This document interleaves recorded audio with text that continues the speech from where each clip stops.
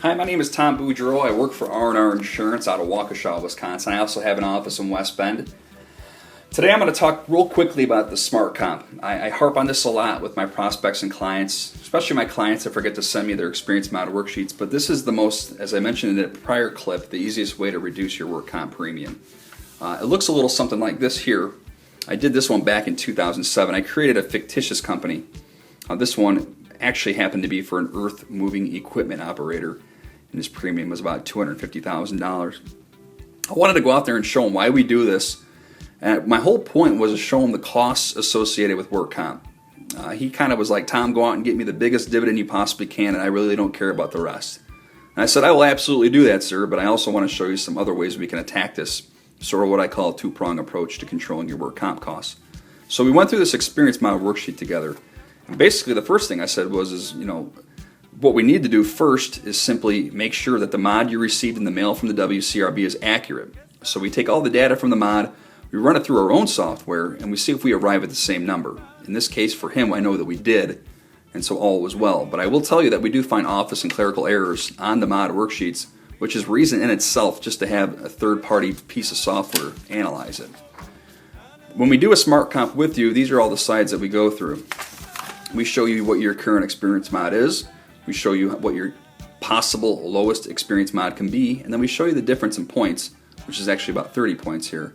And we consider these to be variable costs, or costs that we control if we work hard on your program, implement safety techniques, accident investigation, focus on your top 3 loss areas. We can drive this number down, decrease your experience mod, and put you in a better position financially. This next page here is simply the same page as the last one before, but we put dollars to it, which usually gets people more excited than looking at experience mod points. But we're talking about leaving $73,000 on the table, and I consider that this person actually had a pretty decent mod at a .87. If you're sitting at a 1.30 experience mod, your red bar is all the way up here. Number 2, you're probably not getting jobs if we're bidding on it if they ask you about how high your work comp mod is, because they think you're probably a poor safety-oriented company. So there's a lot of reasons we focus on this red bar. This is where R&R earns our money. This is why we hire salaried employees to help you reduce your costs here, in hopes that you'll always want to stay with us because you couldn't imagine life without utilizing our resources. Next bar here, or I should say next slide here, is I touched on this in a prior clip, but for this company, they expected him to have about this many losses each year. They expect you to have a certain amount, and if you hit these blue bars exactly, which these guys didn't, but if you hit these blue bars exactly, you'll have an experience mod of a 1.0.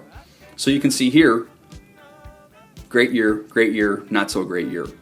But what I like it the most for is that I can go, what's going to happen next year? Because this year is going to fall off, and a new year is going to come on over here. And that's kind of where we can pull out the crystal ball. I get a lot of CFOs contact me going, Tom, can you project what my experience mod is going to be for next year? I say, absolutely, no problem. I just pull the current loss runs, we'll run them through the software, and I'm easily able to tell the CFO what the expected mod is going to be. This slide here simply shows where you're at a .87. Where are those mod points coming from?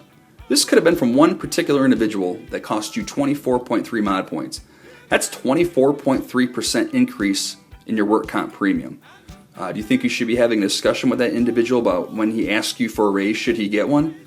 I don't know, that's your decision, but these work comp losses should come into play to some degree from an accountability, or I should say a performance standpoint.